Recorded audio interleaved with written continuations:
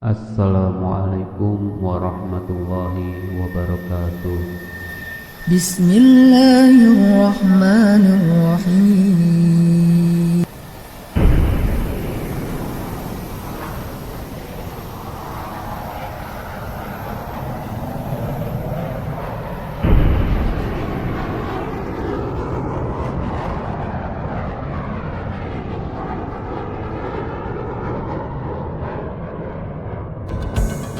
Sekarang perhatikan rahasianya.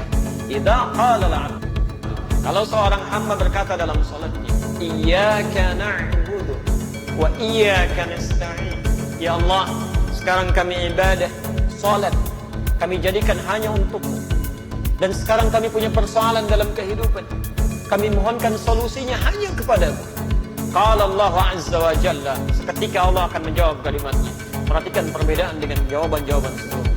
Hadza baini wa baina 'abdi. Inilah perjanjian antara aku dengan hambaku. Wali 'abdi ma sa'al. Kalau sampai kalimat ini dia ucapkan benar salatnya, maka apapun yang dia minta aku akan kabulkan seketika itu. A'udzu billahi minasy syaithanir rajim. Bismillahirrahmanirrahim. Namun ternyata amin saja tidak cukup dalam ibadah. Karena kalimat amin itu di dalam Al-Quran diletakkan setelah kalimat iyyaka na'budu wa iyyaka nasta'in ihdinas siratal mustaqim dan seterusnya ayat. Yang paling mendasar dalam kalimat di Al-Fatihah yang ditutup dengan amin ini, letaknya kata para ulama tafsir, rahasia utamanya ada di kalimat iyyaka na'budu wa iyyaka nasta'in. Kenapa Anda kemudian respon dengan amin setelah kita tuntas mengucapkan waladhdallin? Perhatikan rahasia besarnya tercantum dalam hadis riwayat Abu Daud nomor hadis 649. Perhatikan kalimatnya, di sini letak rahasianya.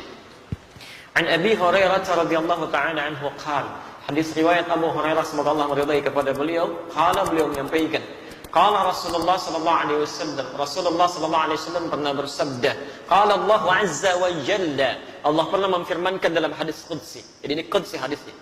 Qasamtu shalah baini wa baina 'abdi ala qismain. Saya bagi salat kata Allah sebagai hak dan kewajiban antara aku dengan hambaku.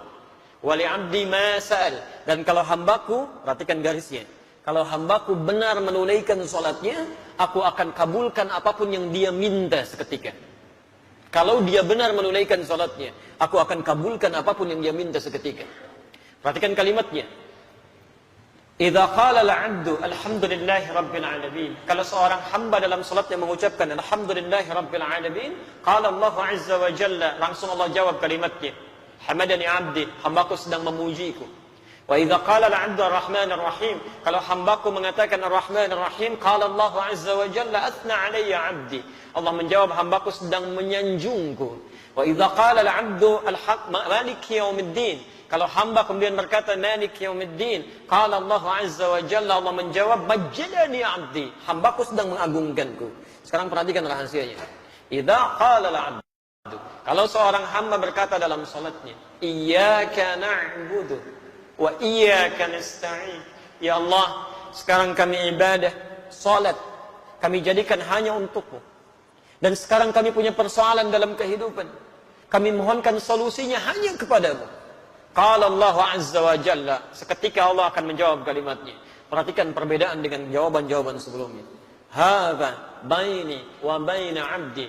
Inilah perjanjian antara aku dengan hambaku. Wali 'abdi ma sa'al. Kalau sampai kalimat ini dia ucapkan benar salatnya, maka apapun yang dia minta aku akan kabulkan seketika itu. Jadi kalau Anda benar dalam berdiri ini saja, sampai di sini saja, Anda benar kalimatnya, kata Allah, mau minta apa kamu? Kamu minta apapun, saya akan kabulkan.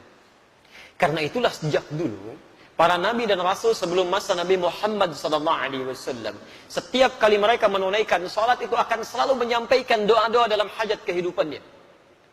Sebelum kita sudah ada nabi yang salat. Cuma caranya kita lebih sempurna. Sampai dengan sujud dan salam. Dulu Masya Allah, Nabi Zakaria salat. Quran surah ketiga Ali Imran ayat 38-39. Posisi paling kanan sebelah atas. Ya Masya Allah, Nabi Isa salat. Quran surah 19 dari ayat 31-nya, posisi paling kanan di pertengahan. Nabi Ismail bahkan ya, kakek Nabi Muhammad SAW ke-29 salat dan memerintahkan keluarganya untuk salat. Quran surah 19 di ayat 55-nya. Di semuanya salat. Nabi Musa salat, Nabi Ibrahim salat, semua salat. Jadi kalau Anda urutkan dari Nabi Muhammad SAW sampai Nabi Adam, mereka pun salat dengan cara yang berbeda dengan kita, dan kita lebih sempurna. Muhammad bin Abdullah, bin Abdul Muttalib, bin Hashim, bin Abdul Manaf, bin Qusay, bin Murrah, bin Kilab, bin Ka'b, bin Ghalib, bin Fihr, bin Malik, bin Nadar, bin Kinana, bin Khuzaimah, bin Mudrika, bin Ilyas alaihi salam, bin Nizar, bin Mudar, bin Ma'ad, bin Adnan, bin Addi, bin Adri, bin Muqawwam, bin Nahur, bin Talih, bin Ya'rub, bin Yasjub, bin Nabit, bin Ismail alaihi salam, bin Ibrahim alaihi salam, bin Adhar, bin Nahur, bin Abir, bin Kinan, bin Arfakhshad, bin Sam, bin Nuh alaihi salam, bin Mihlail, bin Matushara, bin Kinan, bin Anwas, bin Thith, bin Adam alaihi salam. Nabi Muhammad sallallahu alaihi wasallam sampai ke atasnya semua salat. Perhatikan apa yang paling hebat terjadi. Pernah dulu ada dua orang menikah. Setelah berumah tangga ternyata secara medis divonis tidak mungkin punya keturunan. Suaminya rambutnya sudah memutih, fisiknya sudah letih. Istrinya divonis secara klinis menopause dan mandul. Secara medis mustahil. Maka apa yang terjadi? Perhatikan kaidah Qur'annya, ini manhaj untuk kita semua. Quran surah ketiga Ali Imran ayat 38, posisi paling kanan sebelah atas. Hunalika da'a Zakaria rabbah.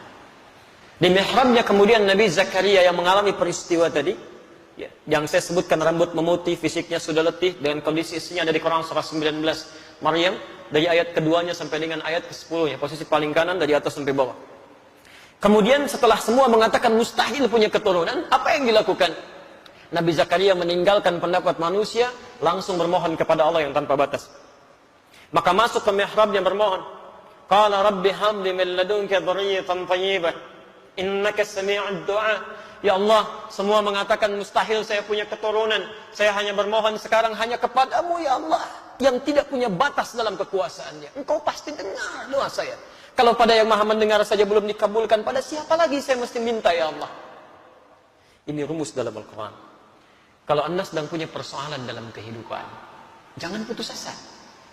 Kalau semua makhluk mengatakan mustahil, mengangkat tangannya dan mereka menyerah, itu tanda pertama dari Allah supaya Anda meninggalkan pendapat makhluk, langsung memohon kepada Allah Subhanahu wa taala.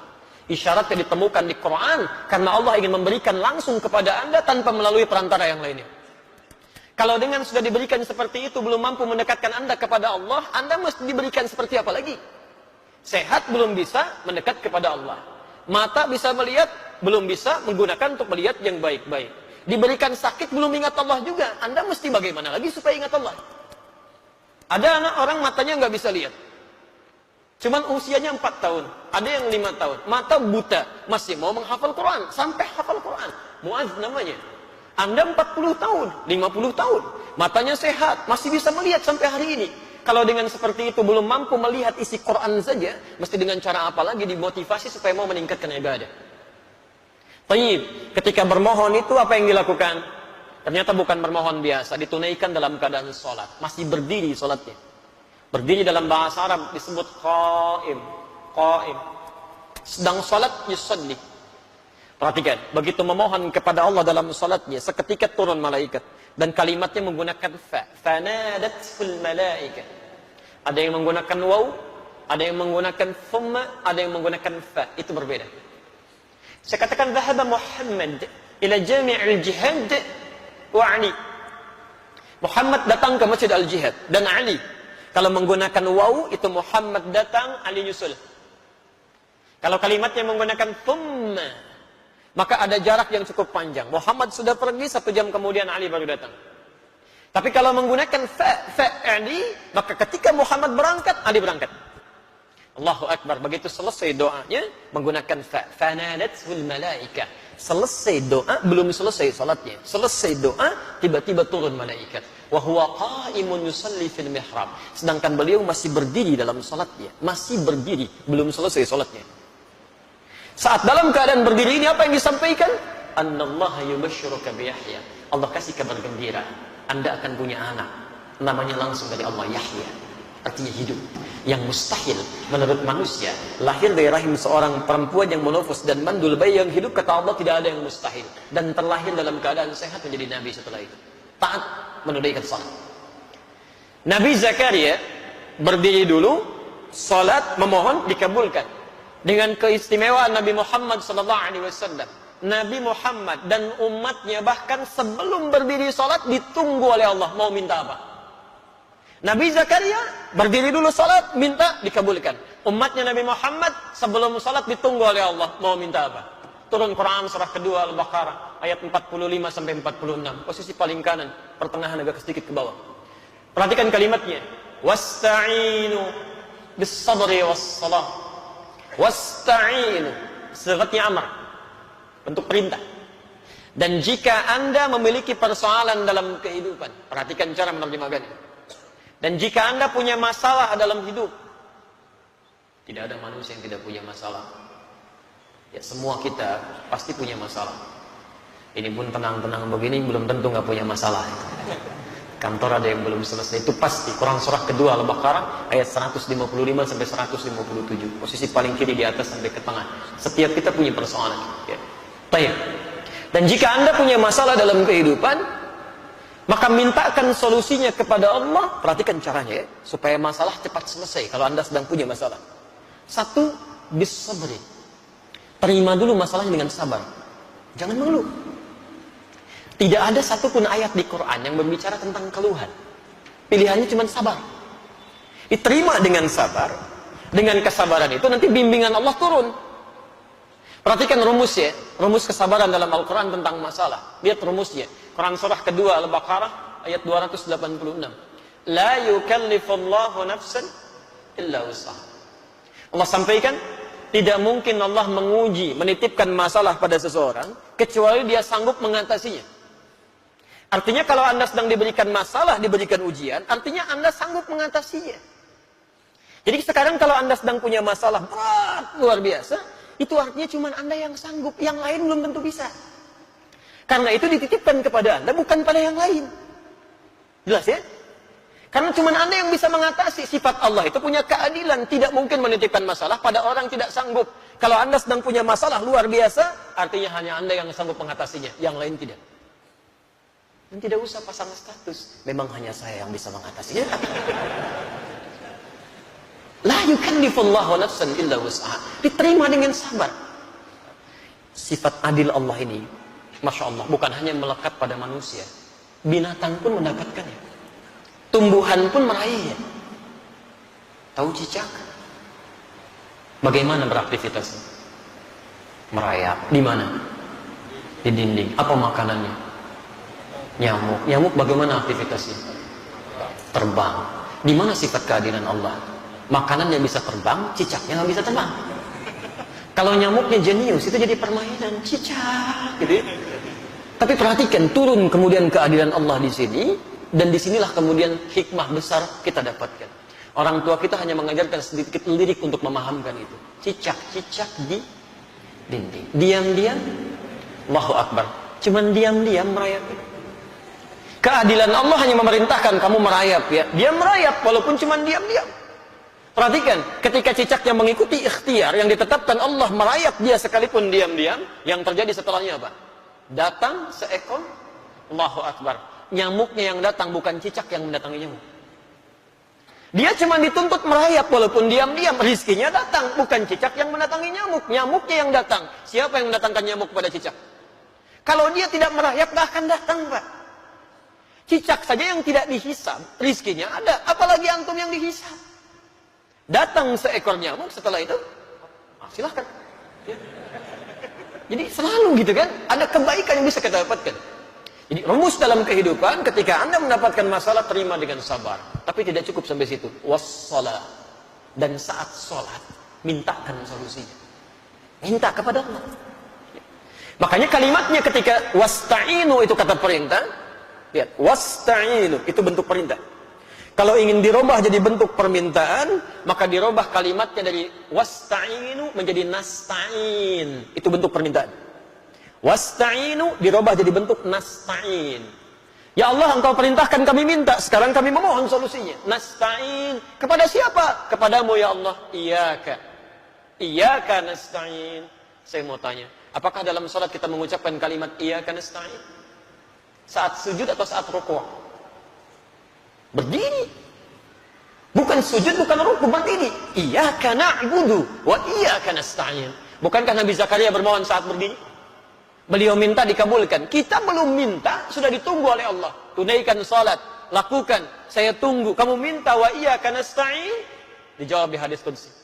Hadza baini wa baina 'abdi wa li 'abdi ma sa'ad. Ini perjanjian antara aku dengan hambaku. Kalau hambaku benar salatnya, maka akan kabulkan apapun yang dia minta. Allahu akbar. Nah, karena itulah Bapak dan Ibu sekalian, dalam masalah salat ini Nabi tegas sekali. Dan tidak ada toleransi yang sangat tinggi di sini. Semua diberikan ketentuan yang jelas, dalil yang benar, sehingga ketika diikuti semua itu diharapkan semua orang sholat mendapatkan keutamaan yang dimaksudkan. Itu baru satu. Antum hati-hati ya di sini ya. Pernah dulu di zaman Nabi, ada orang masuk ke masjid Nabi, namanya Khalad Az-Zurairati. Sholat di samping Nabi, tapi jadi bermasalah. Itu ada di Al-Bukhari, nomor hadis 751. 757 di hadis Muslim nomor hadis 397. Babnya babul musifis salat, bab tentang orang yang salatnya bermasalah. Qila bima ma'na, dikatakan ja'a rajulun ila Nabi sallallahu alaihi wasallam. Datang seorang lelaki kepada Nabi sallallahu alaihi wasallam. Fadakhala ila al-Masjid an-Nabawi, maka masuk ke masjid Nabi. Fa shalla bi janbi Nabi sallallahu alaihi wasallam. Maka salat di samping Nabi sallallahu alaihi wasallam. Dari mulai takbir sampai dengan salam. Falamma sallama yaminan wa shamala, tatkala salam ke kanan dan ke kiri, tiba-tiba faqala lahu an-nabiy sallallahu alaihi wasallam. Nabi sallallahu alaihi wasallam langsung berkata pada orang itu, "Shalli fa innaka lam tusalli." Anda salat lagi karena Anda belum salat. Padahal sudah salat. Fa'ada salatahu 3 marat. Kemudian ia mengulangi salatnya sampai dengan 3 kali. Faqala lahu an-nabiy sallallahu alaihi wasallam mithla ma kana. Setiap kali dia salam, Nabi tetap mengulangi kalimat yang sama. Ulangi salatnya, kamu belum salat. Faqala ya Rasulullah ma ahsinu ghairah. Maka dia berkata, ya Rasulullah, saya tidak bisa lebih baik lagi daripada ini. Faqala lahu an-nabiy sallallahu alaihi wasallam. Maka Nabi berkata kepada orang ini setelah dia mengatakan, "Alimni, tolong ajarkan saya." Kata Nabi, "Idza qumta ila shalah fa asbighul wudu." Kalau ingin salat sempurna, begini, sempurnakan dulu wudunya, dicontohkan Rasulullah. Kemudian famastaqbilul qiblah, menghadap ke arah kiblat, begini caranya. Diatur dari mulai berdirinya, merapatkan safnya, sampai dengan kemudian bertakbir sampai salamnya. Setelah selesai itulah kita mendengar kalimat sampai hari ini. Sallu kama ra'aitumuni usalli. Al-Bukhari nomor hadis 651. Salatlah kalian persis seperti melihat saya ini salat. Nah, ternyata praktek Nabi ini meminta kita salat seperti pernah melihat Nabi salat. Dulu sahabat melihat dan mengajarkan pada generasi setelahnya, bukan ingin membebani kita salat, tapi supaya salat kita benar. Dengan benarnya salat itu, manfaat salat bisa kita dapatkan dalam kehidupan. Minimal doa kita bisa dijawab oleh Allah. Bukankah dalam semua gerakan salat ada doanya? Ruku ada doanya, sujud ada doanya, duduk di antara 2 sujud 7 permintaan. Ada yang minta rezeki, ada yang minta rahmat, ada yang minta ampunan, ada yang minta perlindungan. Rabbighfirli warhamni wajburni warfa'ni, dan seterusnya. Subhanallah. Jadi ada kebaikan di situ. Itu baru 1, belum 4 yang lain. Karena Allah menjamin ada 5 kebaikan yang diberikan pada orang yang sholatnya benar, yang tidak akan pernah diberikan pada yang tidak sholat, atau bahkan orang sholat tapi sholatnya tidak seperti yang diinginkan oleh Al-Quran dan dituntun oleh Rasulullah SAW.